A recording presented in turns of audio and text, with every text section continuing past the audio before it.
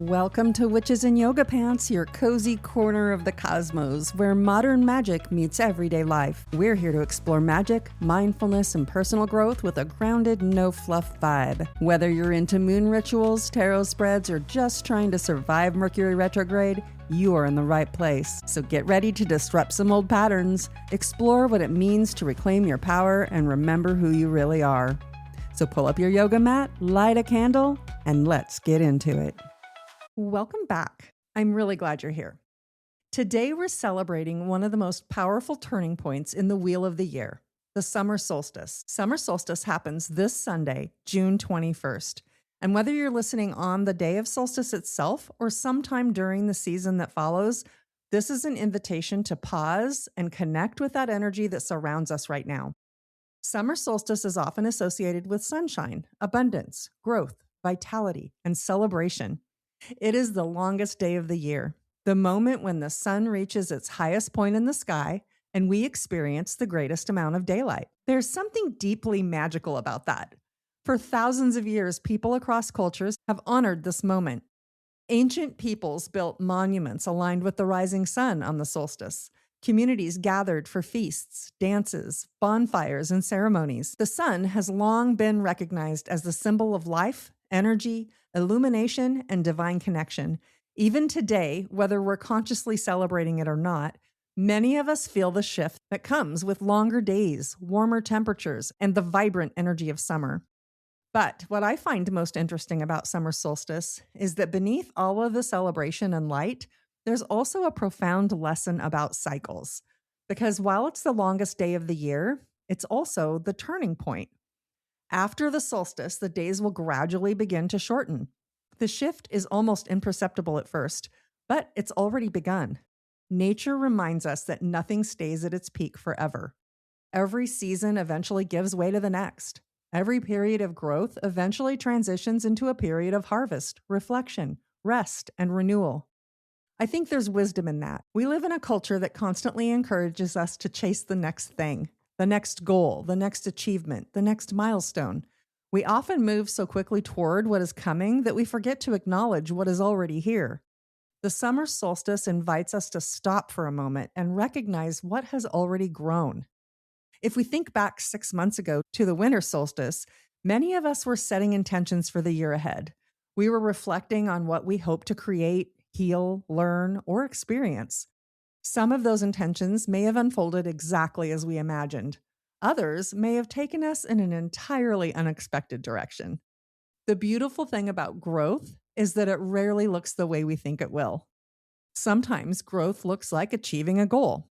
Sometimes growth looks like ending a relationship that was no longer aligned. Sometimes growth looks like finally setting a boundary. Sometimes it looks like learning to trust yourself. Sometimes growth looks like surviving a difficult season and discovering strength that you didn't even know you had. Growth is not always visible from the outside. Just as roots develop beneath the surface before a plant ever breaks through the soil, much of our personal growth happens internally before anyone else can see it. Solstice gives us an opportunity to honor all of it: the visible growth, the invisible growth, the victories, the lessons, the healing, the becoming. One of the things I love about working with clients is witnessing these moments. People often come to me focused on what still needs to be fixed, healed, or changed. They're looking ahead to the next step on their journey. And while there's nothing wrong with growth and evolution, sometimes I find myself reminding them to look back, to notice how far they've come already, to recognize patterns that they no longer repeat, to acknowledge fears that they've moved through, to celebrate the ways they have expanded. We are often so close to our own transformation that we don't fully see it. Summer solstice asks us to see it, to witness ourselves with the same compassion and appreciation that we would offer to a friend, to recognize the blooms in our own garden. Spiritually, the solstice is often associated with illumination. Light reveals. Light makes things visible. Light shines into places that may have previously been hidden. When we think about illumination in a spiritual sense, it's easy to focus on external guidance. We ask for signs, for messages, for clarity, or direction. But illumination can also be deeply personal. What parts of yourself are ready to be seen? What gifts have you been minimizing? What wisdom have you been overlooking? What truth have you been avoiding? The light of the solstice does not just illuminate the world around us, it illuminates what exists within us as well. And sometimes that can feel uncomfortable. Many of us have been taught to hide parts of ourselves. We learn to make ourselves smaller. We learn to fit in. We learn to prioritize other people's comfort over our own authenticity. Yet, every person carries unique gifts. Every person carries a unique expression of energy. Every person has something meaningful to contribute. The solstice invites us to step a little more fully into that expression, not from a place of ego or of proving oneself, but from a place of honoring who we truly are. I think this is also where human design offers an interesting perspective. One of the things human design teaches us is that we're not all designed to operate in the same way. We each have different energy dynamics, different strengths, different decision-making processes, and different ways of interacting with the world. Summer is often associated with productivity and action. We may feel pressure to do more, accomplish more, and keep moving forward. We may naturally have the energy for this. But alignment doesn't come from matching someone else's rhythm. It comes from honoring your own. For some people, summer energy feels expansive and energizing, but for others, it might feel overwhelming. Some people feel called to socialize, travel, create, and explore, while others may need to go a little slower. Neither way is right or wrong. Nature itself demonstrates that every living thing follows its own timing. The oak tree does not compare itself to the wildflower, and the river doesn't compare itself to the mountain. Each fulfills its purpose in its own way.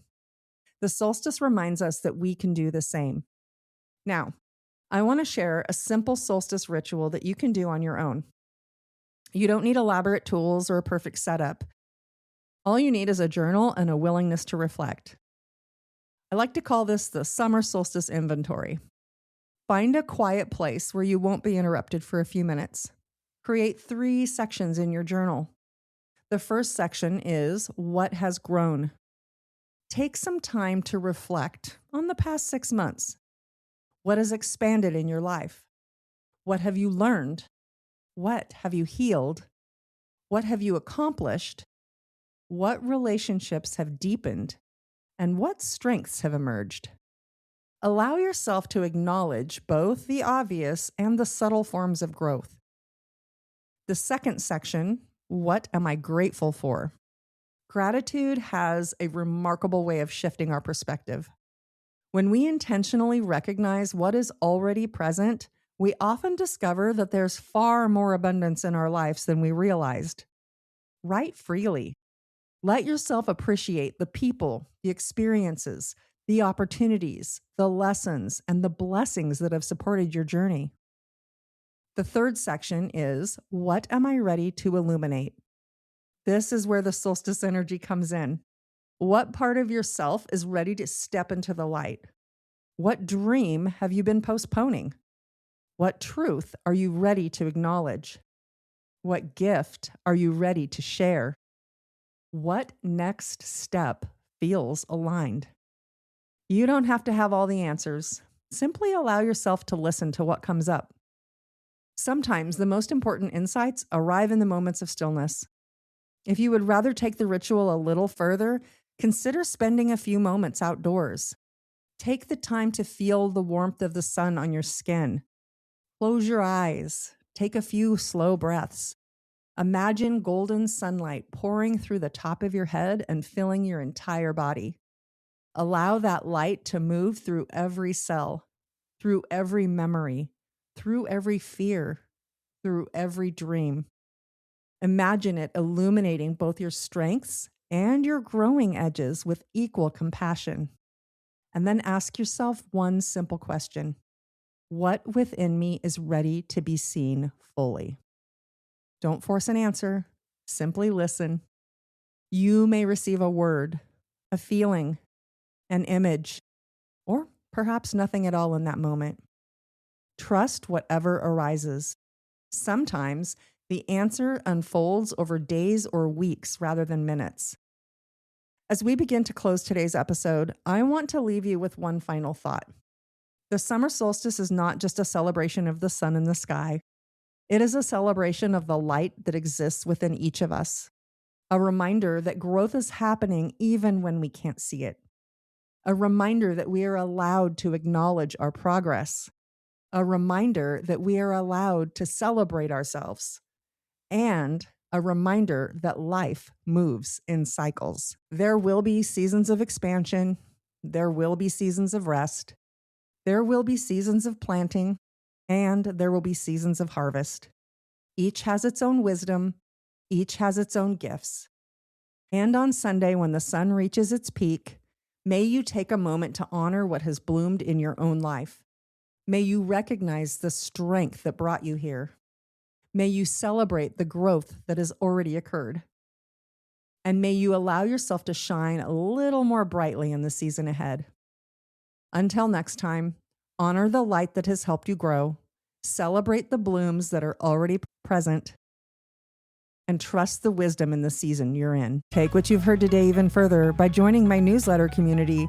Each week, you'll receive journal prompts and reflections connected to the episode that are designed to guide you in bringing these conversations off the podcast and into your own journey. Let's keep going deeper together. The link is waiting for you below.